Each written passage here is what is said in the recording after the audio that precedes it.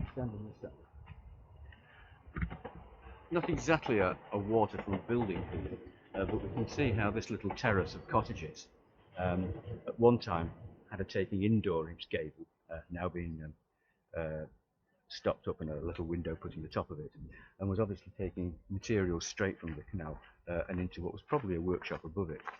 This first terrace, the ones between, can you see the cornerstones at this end and then the far end? That marks the main house that was built on this site in 1796. Exactly who built it and what they used it for is unknown. I think it's two dwellings. The main dwelling, the one farthest away from us, and then we have what is possibly just a workshop and dwelling for something like an apprentice on the end of it.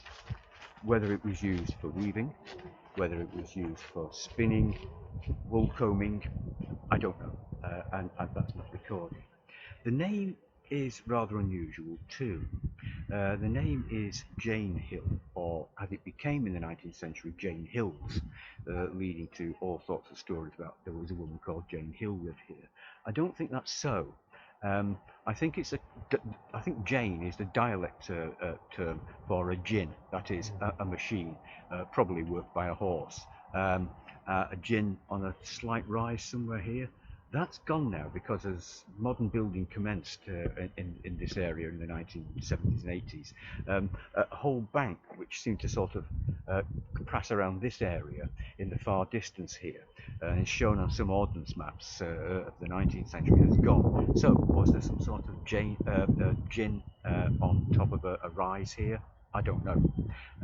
That's a possibility. Now what is interesting, that again, when you take the 1841 census, I think it is, two of the people living here call themselves tobacconists. I don't think they're selling tobacco here. It may be that they're taking the raw material and converting it for something useful to cigar makers and eventually, as they come in, cigarette makers. Other buildings on the site grew up later in the 19th century. But Jane Hill is a really interesting sort of cluster of buildings that survived. Also, they have never been stone cleaned. That's what all of Bradford used to look like.